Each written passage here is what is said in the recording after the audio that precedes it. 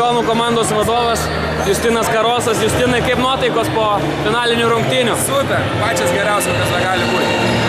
Kaip vertintum finalo kovą? Sunkiai, labai žiauriai sunkiai, tarpsme, varžybas, nes manau, kad žaidam pagal jų, tarpsme, primestą stilių. Įmetėm tik 60 kelis taškus, tarpsme, žaidam taip, kaip jie leido žaisti. Tarpsme, gerai, kad pataikėm kelis tritaškus pabėgom. Sakau, čia tokios varžybas buvo, kurios vienas, kur labai sudėtinga, tarpsme, per vienas varžybas. Manau, būtų finalo serija, būtų visai kitaip. Dabar vyrai su įtampa, dar prarandam kamuolius tokius, kur atrodo jau turime, mes neįmetam, gaunam pats gal taškus. Tarpsme, nervinė įtampa daro savo.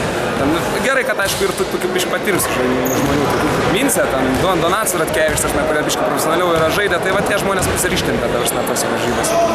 Tai apibendrink dabar sezoną.